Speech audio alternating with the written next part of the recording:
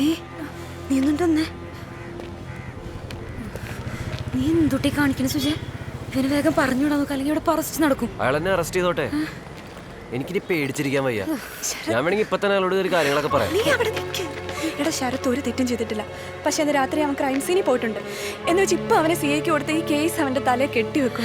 അതിന് എനിക്കറിയത്തില്ല. എന്റെ മാതാവേ. പ്രതിഭൻ സാറേ, ഞങ്ങളെ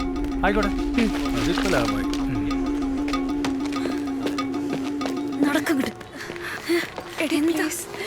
എടി പ്ലീസ്, ഞാനും കൂടെ കാരണം ഈ പ്രശ്നമൊക്കെ ഉണ്ടായി. നീ എന്തേലും ചെയ്യ, എനിക്കൊന്നും അറിയത്തില്ല. ഇപ്പൊ തൽക്കാലം എൻ്റെ കൂടെ വാ. അതേ ശരിയാക്കാം, വിളിച്ചാൽ മതി.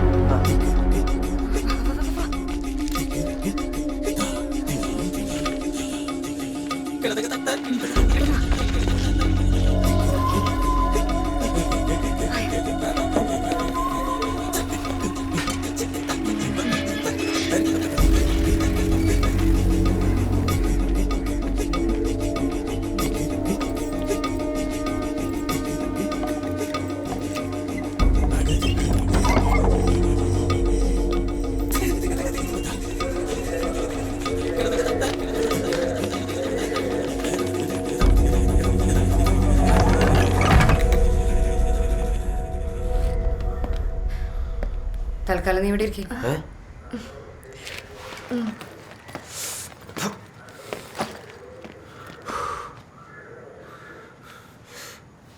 എനിക്ക് വേണ്ടി നിങ്ങൾ ഇങ്ങനെ ടെൻഷൻ അടിക്കില്ലേ?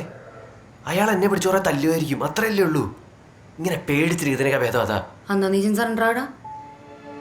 എനിക്കൊന്നുമില്ല. സുജയ്ക്ക് ഇതിന്റെ പേരിൽ ഒന്നും ഉണ്ടാകരുത്. സുജയ്ക്ക് എന്ത് പ്രശ്നം ഉണ്ടാവാനാ ക്ലൈന? അയാൾ എന്നെ തല്ലിക്കൊന്നാലും സുജയ്ക്ക് പ്രശ്നം ഉണ്ടാവുന്ന ഒരു വാക്ക് പോലും എന്റെ വായന്ന് വീഴൂല. നിനക്ക് അയാളെ കുറിച്ച് എന്തറിയാം? തൽക്കാലം നീ ഇവിടെ പറയുന്ന കേക്ക് പ്ലീസ്.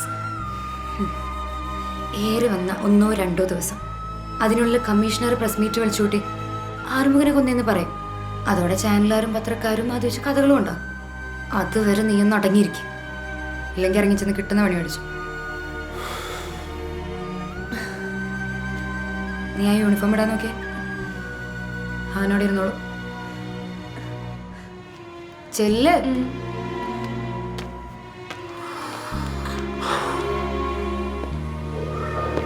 വേഗം.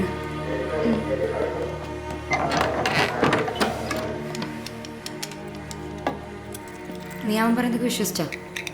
അവൻ പറയുന്നതൊക്കെ സത്യമാകണേന്ന് പ്രാർത്ഥിച്ചുകൊണ്ടിരിക്കുക ഞാൻ.